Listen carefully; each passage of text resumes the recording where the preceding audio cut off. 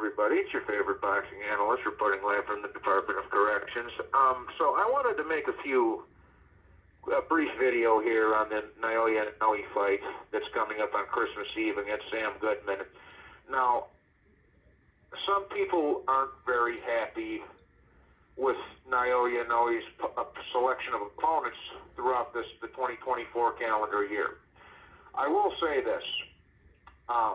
I've always held Inoue in high regard. I regard him as one of the top two pound-for-pound fighters in the world, along with Alexander Usyk, especially if Usyk is able to beat Tyson Fury for a second time. I think the fighter of the year should go to Usyk, but Inoue is also setting a very good example as to how to stay active, stay busy, consistently fighting top contenders and mandatories and keeping active, which, this is part of the reason why I rank Inoue above Crawford, okay? He has overall fought the better competition between Omar Narvaez and Payano and Nonito twice, Fulton, Tapales, Neary, etc. He has overall fought the better competition, even though they're both four-weight champions. And they're both two-time undisputed. But part of the reason I'm holding him a little higher regard than Crawford at the moment is because Crawford's only showing up like once every 15 to 18 months.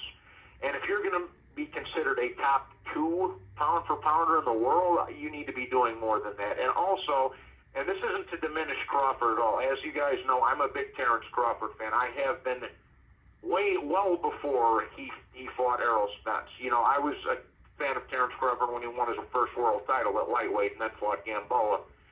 So I've been a Crawford fan for over a decade at this point, so I'm not trying to shit on him, and I hope nobody else gets that impression from me, but you got to be a little bit busier for me to consider you top two or three in the world. And I think the Bivol and Beterbiev also, at this point, should probably go ahead of Crawford, so he's either 4 or 5 in my mind right now. But as far back to Inoue, now some people aren't so happy with Inoue's selection of opponents throughout the year, but he fought Neary, he fought Doheny, and he fought Goodman. All three of those guys were his mandatories. He is the undisputed champion. He does have to fight mandatories sometimes so he doesn't get stripped.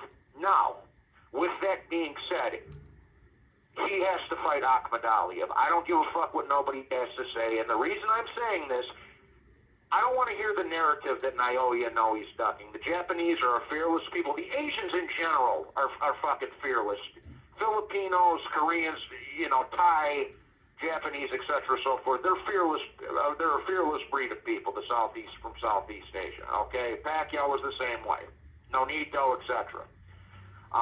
Ponking, Patch, etc. I can go on and on and on, right? But I can go on with the list of the great Asian fighters, Galaxy, but, Seferino Garcia. But this is the thing. It's not Inoue's fault that the Ahmed Aliyev fight isn't happening. It's the politics. In my opinion, Arum doesn't want that fight because he knows it's a risky fight for Inoue. And he wants to save Inoue for the big money fight in Japan, which is Nakatani. That will be the Usyk Fury of Asian boxing is Inoue Nakatani, and it's looking like we're going to probably get that in spring or next summer, somewhere in the first half of 2025. So I think that's what Bob Arum is trying to do. He's trying to put the Ahmed Aliyev fight on the back burner and save Inoue for the big Nakatani fight, and they both also fight on Top Rank, so it's kind of an in-house super fight, if you catch my meaning in this. But I don't want to hear the narrative that Inoue's ducking Ahmed Aliyev. That man is fearless.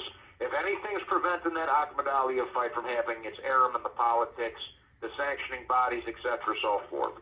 So one is true, one is not true. You understand what I'm saying? Now, with regards to Sam Goodman, I mean, come on, bro. Inoue's going to beat the shit out of this fucking guy.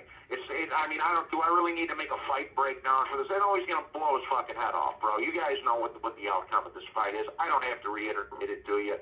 I'll probably make a prediction video, but we all know what the outcome of this fight's going to be, and it's going to be Inoue by some kind of stoppage, unless he, unless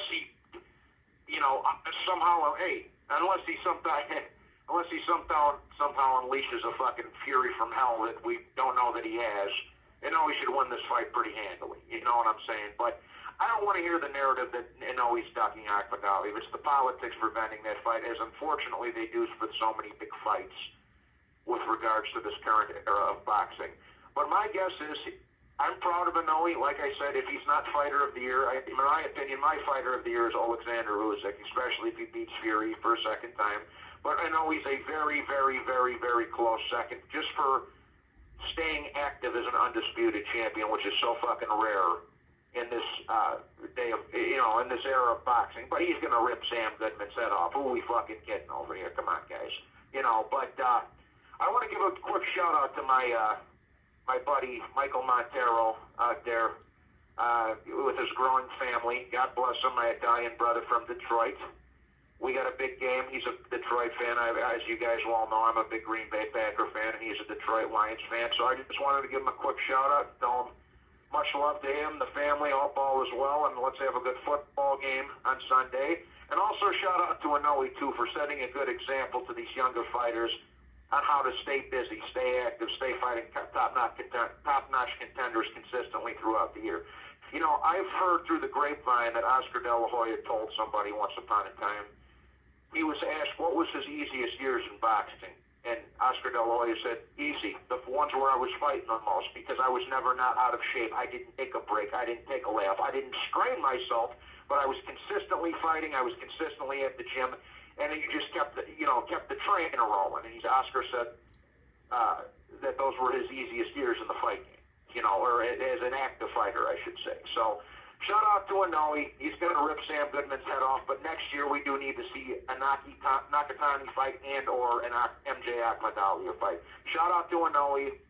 He's going to smoke Sam Goodman. Let's have a good football game between the Packers and the Lions on Sunday. Shout out to Montero, too. And God bless all of you guys.